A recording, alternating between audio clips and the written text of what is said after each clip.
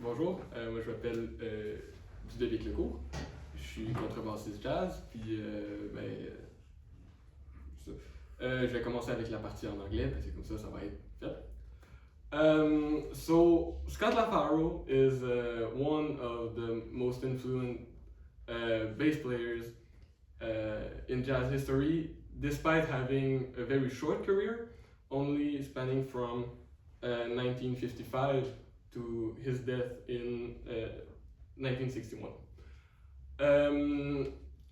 He started double bass quite late in his life, at about 19, but he had already played a lot of music in high school.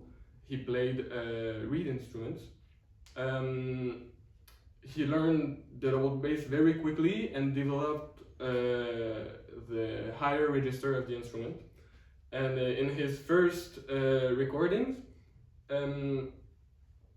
it's not his vocabulary that makes him special. It's really the technique and the virtuosity and his ability to play fast bebop lines in the higher register of the instruments. On one of his first album, This is Pat Moran, with the pianist Pat Moran, there is one of his compositions that is called Analyzer, that I'm going to be playing for the ESP. C'est une composition qui met vraiment en avant la contrebasse. C'est lui qui a la mélodie presque tout le long, sauf pendant le court solo de piano. Et ça met, je veux dire, dès l'introduction, ça met clairement le ton de ce que ça va être comme pièce, parce que ça commence avec un gros arpège super rapide dans l'aigu de l'instrument. Plus tard dans sa carrière, il a développé un nouveau style de jeu qui lui a vraiment permis de se démarquer des autres contrebassistes. Plutôt que de walker ou de faire du two-feel pour accompagner ses bands, il s'est mis à jouer d'une façon très contrapuntique, à créer des contre-mélodies, puis à vraiment dialoguer avec les autres musiciens. Puis ça a vraiment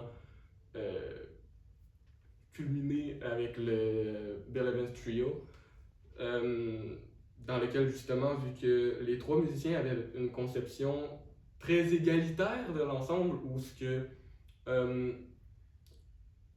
leur but, dans le fond, c'était d'utiliser le trio au complet comme presque un seul instrument. Le but, c'était pas qu'il y ait un soliste et des accompagnateurs, c'était vraiment le band qui joue ensemble. Puis là, son style de jeu très contrapuntique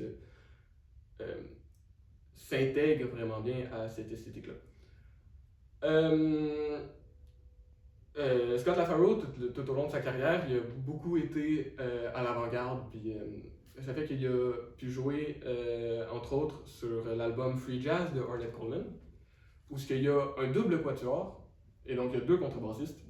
Il y a lui et un de ses grands amis, Charlie Haden, qui est un autre contrebassiste très influent de cette époque-là. Charlie Haden, lui, a énormément joué avec Ornette Coleman, il a beaucoup fait de free jazz.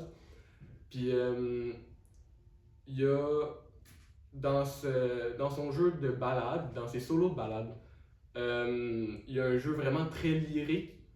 Puis là, ma deuxième pièce de SP, c'est une ballade. Puis là, justement, dans les solos, je vais essayer un peu d'émuler le jeu de Charlie Haden. Donc là, il s'en va chercher des notes très colorées.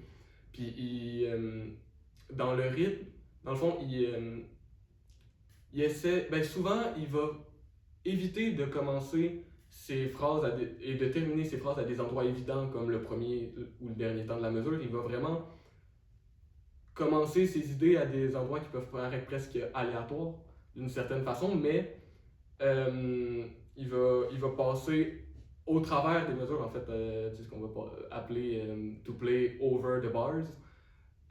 Il va passer par-dessus les barres de mesure, puis ça va créer justement des mélodies très lyriques puis très organiques qui qui font justement de lui un des meilleurs improvisateurs de ballade. C'est pas mal tout. Merci beaucoup.